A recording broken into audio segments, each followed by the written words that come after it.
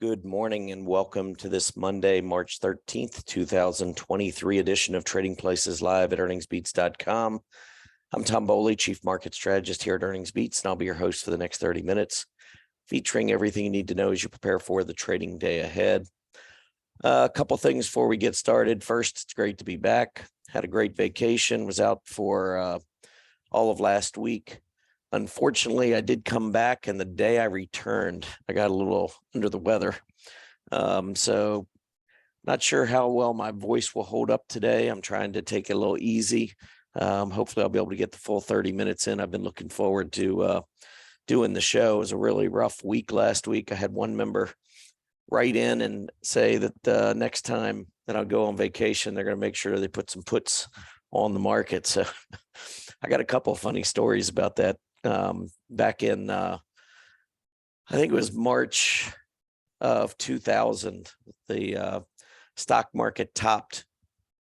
I mean, the actual day that it topped was the same day that I was in surgery for a broken nose from a basketball accident.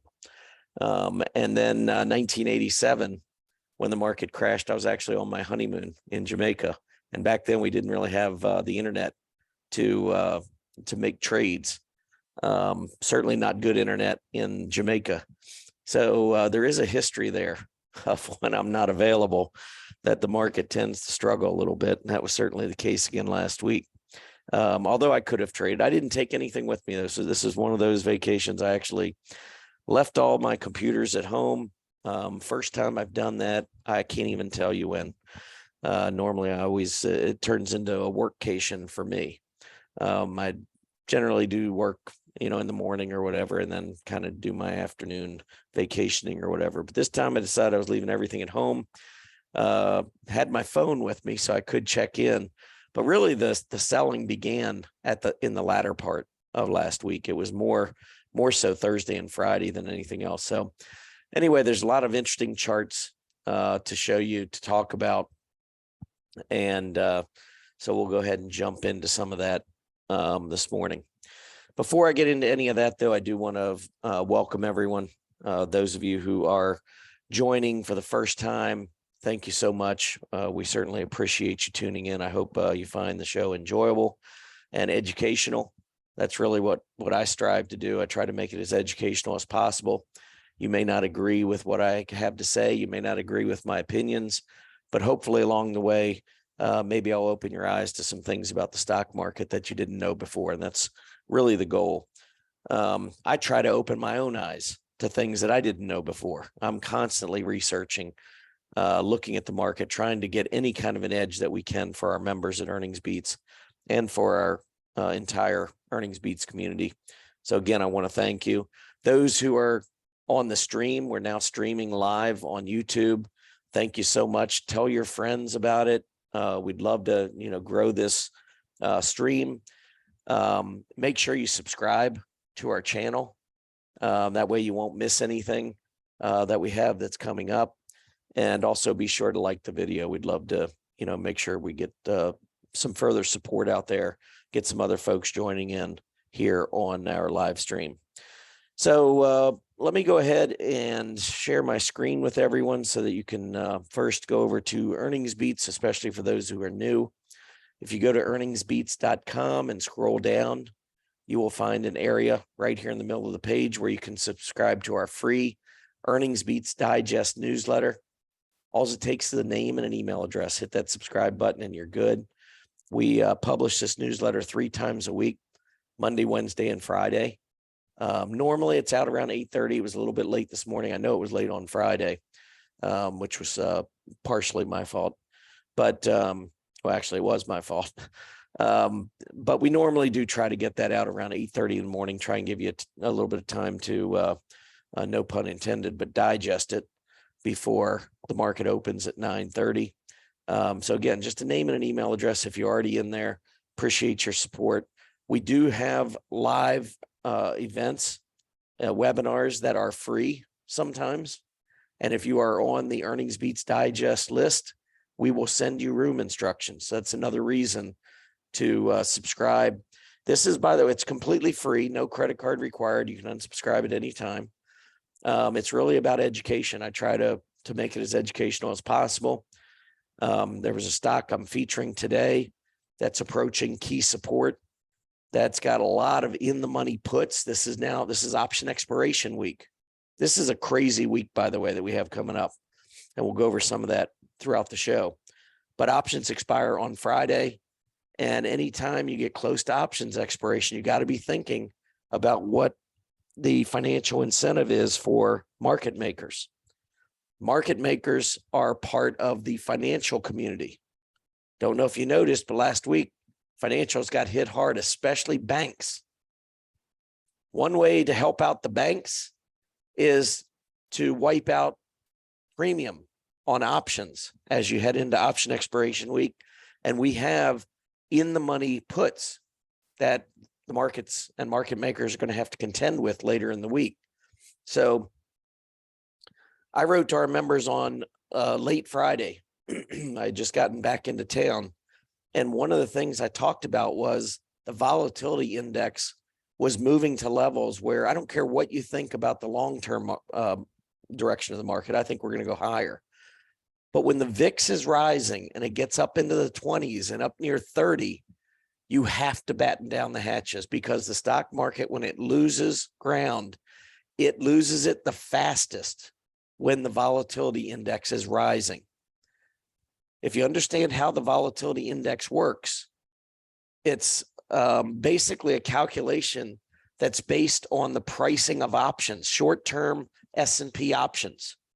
And when market makers believe that there's the potential for some further downside, they'll begin to price options much more expensively. That all gets taken into account in the volatility index, the VIX, which I'll be showing you in just a few minutes.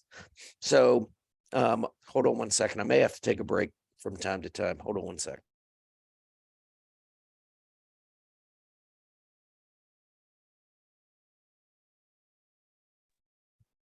Okay, thanks. So we really got to keep an eye on the VIX, because in the near term, a rising VIX can produce a lot of issues for the stock market. And I'll show you another chart where at the beginning of the year, back at Market Vision 2023, I laid out how I thought the stock market could move in 2023. And without a doubt, February, March, that period was the period where I felt at the beginning of the year we could be most vulnerable. And I've talked about that over the past 3 to 4 or 5 weeks, really since mid-February, so maybe the last month or so. But I really feel like we're in a period where the market is vulnerable. And not only are we vulnerable heading into this period, but now we've got reasons to be very cautious. Last night I saw futures. I mean, they were soaring to the upside. This morning, they're bright red. I didn't go over those with you, but I can tell you right now that the Dow Jones futures down 250 points, S&P down 34, NASDAQ down 66. The NASDAQ was up close to 200. Maybe it might have been over 200 earlier, throughout the night and last night and early this morning. So things have really changed. And I wouldn't be surprised here the early part of this week if the market were to take a little bit of a tumble. But just remember, options expire on Friday. So it's very possible that the Fed, they already announced some things over the weekend, but it's very possible that they could,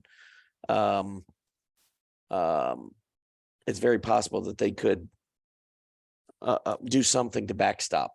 I mean, they're already trying, but they could come up with more things. There's now talk that maybe the Fed's not going to raise rates next week because of all the financial turmoil. So there's a lot going on in the market right now, and this is going to be a very interesting week.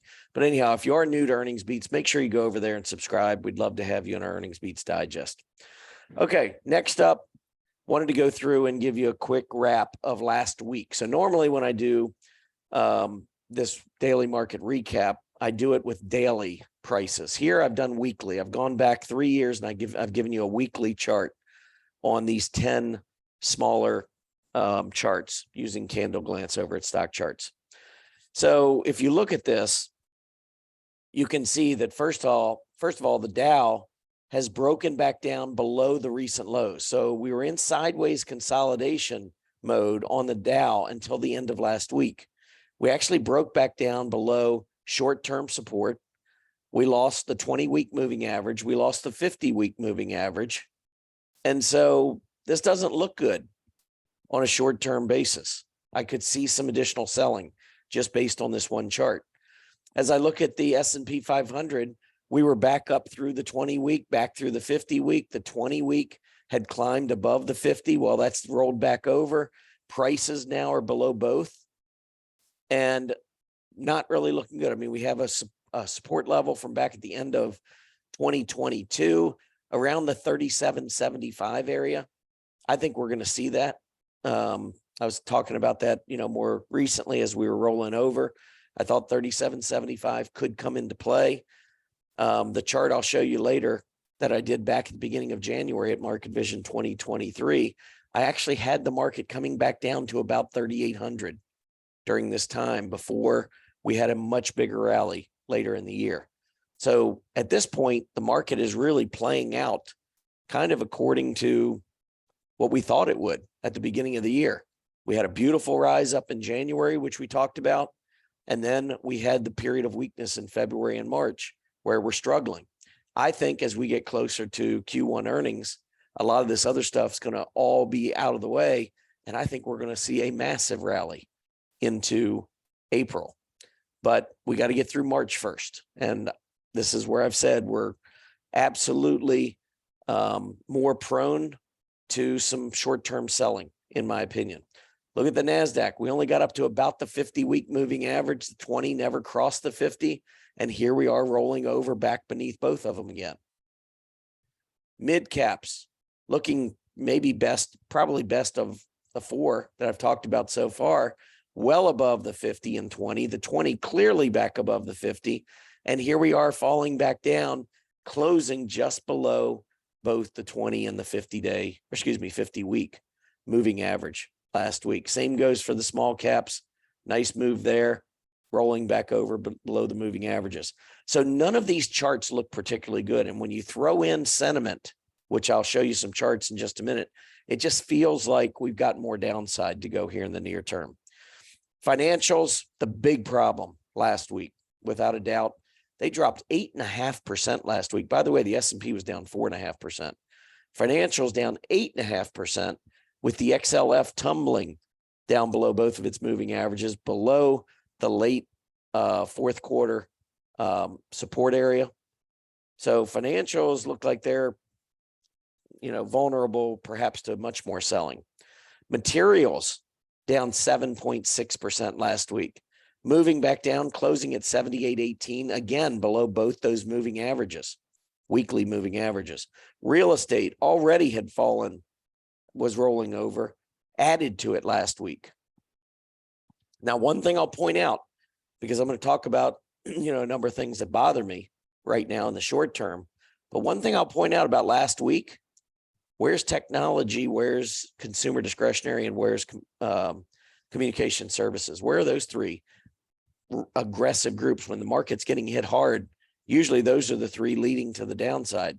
They're nowhere to be found here among the three worst performing sectors. So if there's a positive, and I don't take too many positives out of a week when the market drops 4.5%, the S&P 500 drops like that. But NASDAQ didn't drop much more, 4.71. So it was pretty much just across the board selling. But again, leadership to the downside, not too bad from a bullish perspective. Financial is one of the aggressive groups, so that hurts. But the others, nowhere to be found here. Worst performing industry groups are among the worst performers. The aluminum index down 19%. That's 1 week. 1/5 of the aluminum index gone in 1 week. That's pretty significant. Back down below moving averages. This was a group that had been very strong in 2020, 2021, into the early part of 2022. Aluminum prices were one of the things that was driving inflation higher. Well, they topped early last year, came down. It looked like we were going to start to rally back up. And then last week happened. Banks, big drop. No question we have issues in banks between Silvergate, SI, and then the Sun Valley. I think that's it. Trying to recall, not quite with it this morning, but anyway, a lot of the banks having problems last week. The Fed has had to step in, and I'm not sure you're not going to hear some more things this week. Did have an interesting question from a member come in asking about banks, and from my experience as a CPA working in public accounting, auditing banks, what my take was on it, and whether there should be or whether there is responsibility from the CPAs for not uncovering some of this. Let me just say, I don't want to spend a lot of time on it. This was 25 years ago when I audited banks, so a lot's changed. But I can tell you that banks are very, very heavily scrutinized by the Fed. The Fed audits, banks will tell you, the Fed audits are worse than the CPA audits. The Feds come in there and they come in with an iron fist. Should the auditors be responsible? Well, it's a complicated issue with all these banks. I don't know. I haven't looked at the financial statements. I don't know what kind of disclosures they are back, and accounting rules have changed, auditing rules have changed, and I'm not in that anymore. So I don't know exactly how to answer the question, except I would just simply say that, when I was in public accounting, if we had a bank that was concentrated in an area, it would be disclosed in the notes to the financial statement. Somewhere in there, we would address the fact that the bank was heavily concentrated in an industry group, because the cryptos are what's causing a lot of the bank problems. And so, and I think one of the banks that they were talking about it, I've looked at a number of different stories, so I don't want to get all the banks confused, but one of them was tied to cryptos. One, I think that was Silvergate. One was tied to a lot of startups in China. Was this all disclosed? I have no idea. I really have no idea. It would not be even worthwhile for me to try and guess as to what kind of role the CPA firm could have played. I mean, most of these banks, I don't know who their auditors were, but I'm assuming they were the big four, or something similar to the big four, big international firm. So my guess is that they're, they've kind of dotted their I's and crossed their T's. And but again, I don't have any knowledge, so I can't really comment on that any further. 10-year Treasury yield, take a look at the big drop. And I'm going to update this for this morning. Right now, we're at 3.466. That's down another 22 basis points. We were over 4 on Thursday. Let's go to a 5-day, 10-minute chart. At the open on Thursday, we were above 4%. In 2 days, 48 hours, we have dropped close to 60 basis points. And this is what's leading a lot of folks to speculate that the Fed's probably going to pause now. Because I think there was a lot of conjecture about, hey, maybe the Fed would be raising another 50 basis points based on some of the inflation reports that have come out and so forth. Now, with the bank issues, do you really want to be raising rates when you're going through turmoil in the banking area? I don't think so. So I have a feeling that the Fed is going to pause, unless things change between now and next Wednesday, which is when the Fed announces their policy decision. So we still got 9 days. But my guess is that they could pause based on what's going on right now with the financials, which would make sense. And which is why we're also seeing a lot of these yields come down. Now, if we pull up the UST 1 month, so if we look at the short term, this is going to be more closely. Oh, I got to go to a daily. This is going to be more closely tied to what the Fed might do. And I mean, if you're looking at it, you're not really seeing. I'm going to shorten it here just 3 months so we can get a little bit better feel of what's going on here. But you can see at the end of last week, we really didn't come down much on the short term. It was more on the longer end of the curve. So if we look at, say, a 2-year, you can see that's starting to have an impact at the end of last week. And then again, as I pointed out, the UST 10-year is, we were already starting to come down, and then it took even a bigger hit. So one thing that's going to impact the banks quite a bit is this inverted yield curve.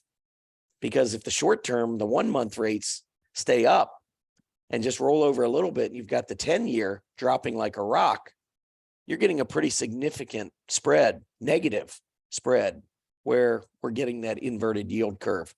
And as many have pointed out, that is a pretty good sign of a recession. Doesn't mean it's coming now. It could be down the road somewhere, but probably at some point we're going to have a recession.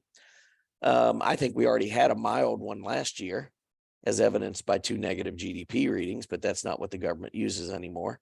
Now you just have to wait and let them tell you, which I don't know. I kind of like the idea of contraction for 2 consecutive quarters. But anyway, the government did change all that. But the 10-year Treasury yield, take a look. I mean, that was a big hit. This is just as of Friday's close. This doesn't take into account the 22 basis points this morning that is down. So literally we went the move from February through March, which was, I don't know, over a course of a little over a month, maybe 5 weeks. Most of that has been lost in 48 hours as a result of this bank crisis. All right, S&P 500 on a daily chart, you can see the action last week, breaking short-term support area. This was the end of the year support area that I was talking about, right around 37.75. This is the level. Now, I think that might be 37.50 or 37.60. That was where we gapped up back in November with a pretty solid CPI report. So you've got gap support that hasn't quite yet been tested. Maybe we get to 37.50.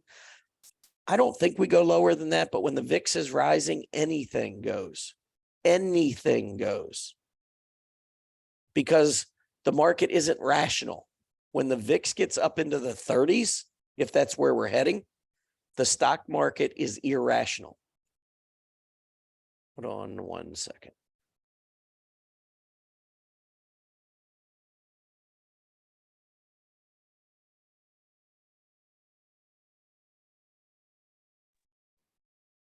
Okay, thanks. So I could see easily 37.50 to 37.75. That kind of goes in line with what I was looking for back when we did Market Vision 2023. That's kind of how I saw the year playing out. I thought we were going to have a very strong January. And then February and March, I thought if we were going to have any weakness in 2023, any significant weakness, it was going to come during these couple of months. And the reason I said that was there's still a lot of uncertainty over inflation. I think as we go out throughout the rest of the year, I don't think there's going to be as much uncertainty. I really think inflation's already started to come down. But, you have these periods where you get a bad report or you get a couple bad reports, and all of a sudden everybody's back in on the inflation deal. I can tell you, based on the way the stock market is trading and the way we look at intermarket relationships, the stock market is not worried about inflation. I'm not going to say it's not worried at all, but I'm going to say it's not worried much.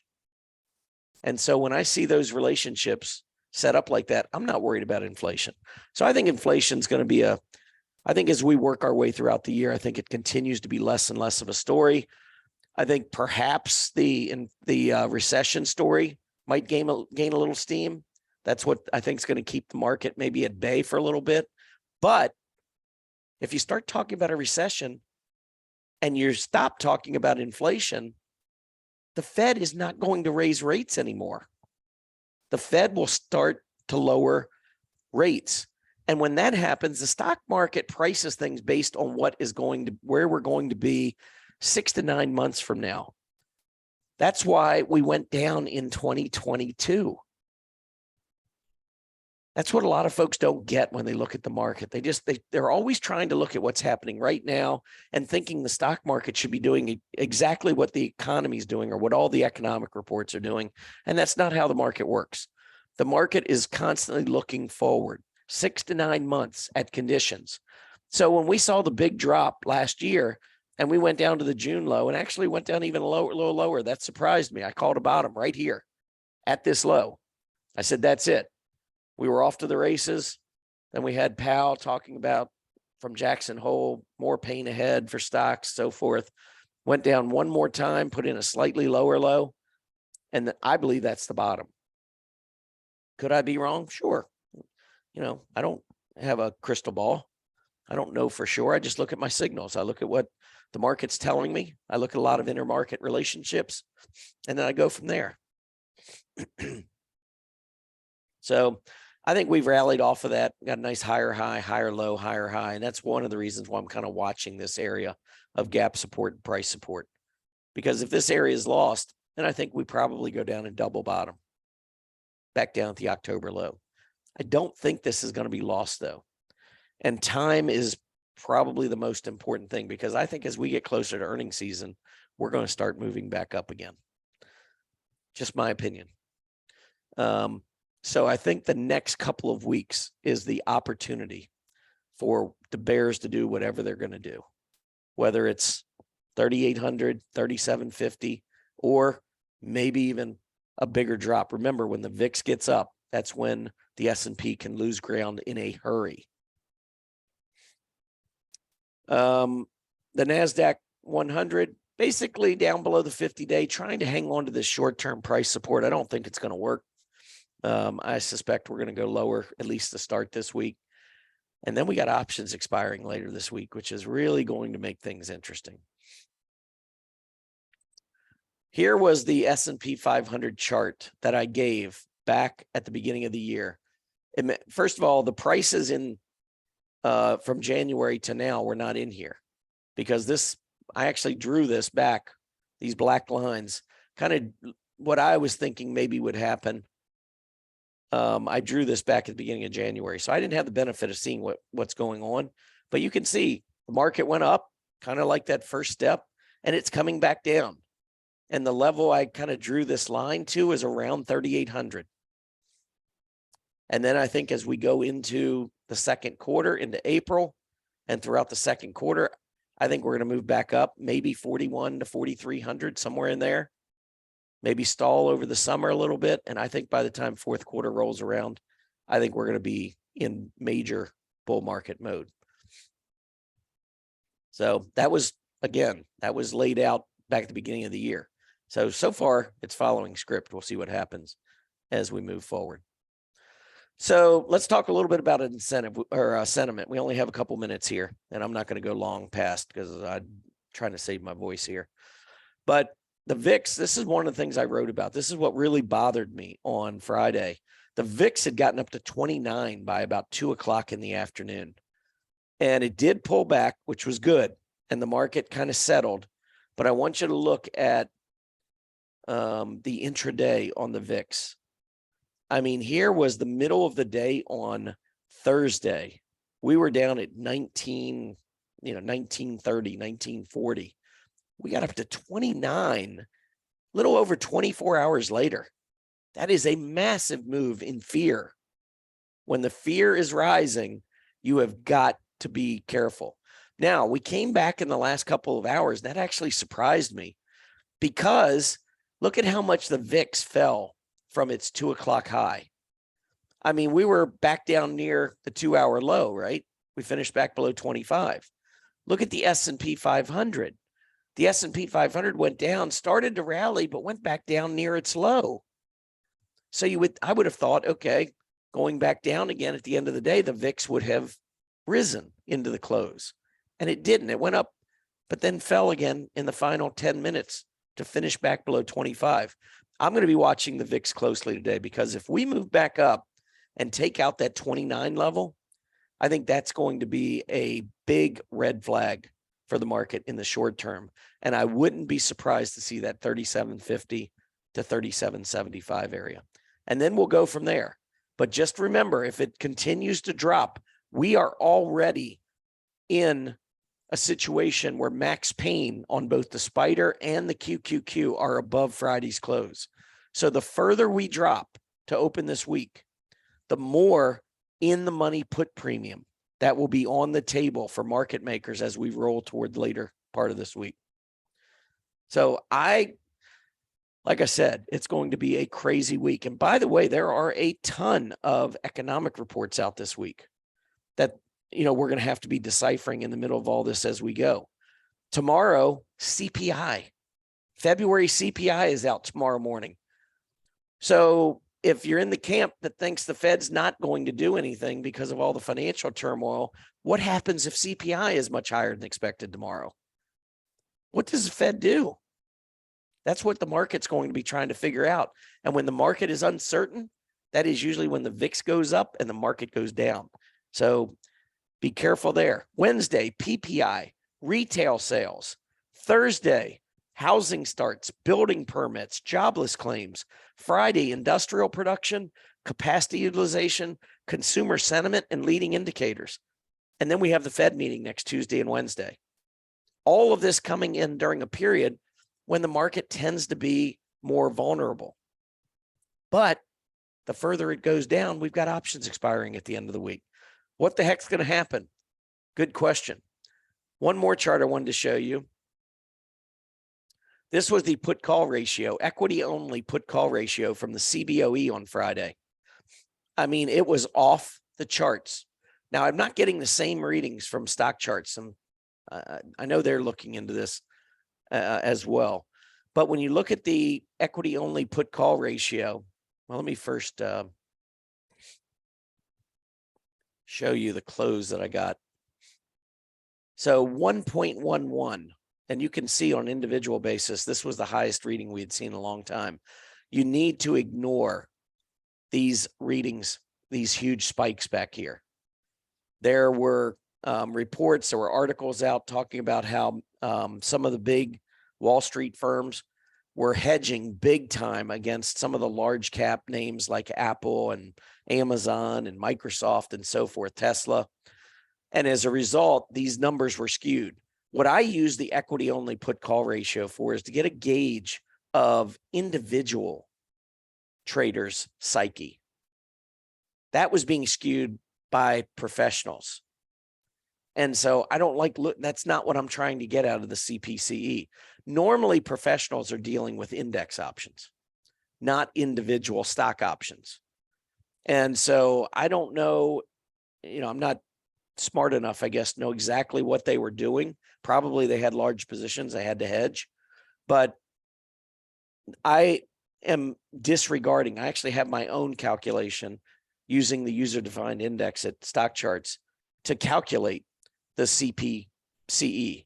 And my numbers were much, much lower, probably back in the 70s and 80s instead of these ridiculous numbers. The highest number since I've been tracking it was 1.35 back in during the financial crisis, 2008, 1.35. November and December, remember the stock market was going up. There was no fear. These readings made no sense. And it's certainly not providing us what we're looking for out of the equity only put call ratio. But I can tell you that this reading is real. The market got fearful at the end of last week. And when you look at the CBOE, one of the things that stood out back on the readings from back in here, November and December, when you would go through the daily, what you would see is a sudden massive spike in puts right around the middle of the day. Like all of a sudden 500 or 700,000 equity puts hit, and you'd have 100,000 equity calls, 7-to-1 ratio in a half-hour reading, which has never happened.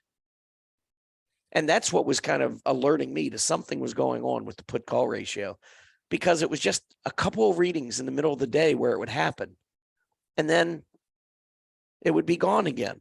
So what I was doing was just adjusting that out and making that half-hour reading more normal. When you look at this, I mean, this is just steady put buying all day long. This is not massive amount in 1 or 2 half-hour readings. This is pretty consistent puts all day long. So I think this is a legit reading. And what it does is it now brings our 5-day moving average on the equity only put call ratio up above 0.80. And what I can tell you about history is that when you get 5-day moving averages of the equity only put call ratio to 0.80 or above, that's when you see major bottoms going in the market. So I don't know what's going to happen here over the next couple of days, but if we see selling, I expect we're going to see this equity only put call ratio maybe jump up as high as 0.90 or above, which I think would be a legitimate reading. And I'm just telling you, when you get to this level, if you look, almost every one of these readings near 0.09 or 0.9, almost every one of them will line up with a major market bottom. Almost every single one of them. So I think a significant bottom could form this week if we continue to see the selling. Now, we are 5 minutes in. My voice has actually held up better than I thought it would. But let's take a quick look at the market, get an update on what's going on to start. This is going to be a crazy week, I think. We could see wild swings in both directions. There's the NASDAQ down 1%, S&P a little more than 1%. We're down to 38.16. Again, I think the magic number is going to be 37.50 to 37.75. I think we're going to go down to that area. Do we go through? If we go through, you are likely to see the equity only put call ratio soar. And you're also likely to see a big reversal at some point this week.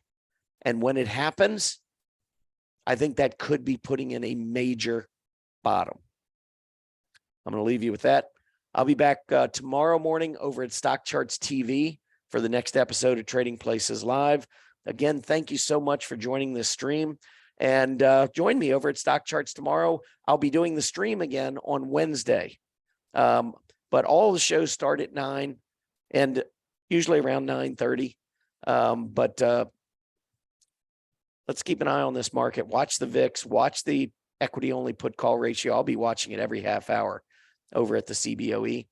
And yeah, we'll just wait and hopefully see if we can carve out a bottom later this week. Anyhow, everybody have a great day and hopefully see you tomorrow over at Stock Charts TV. Happy trading, everybody.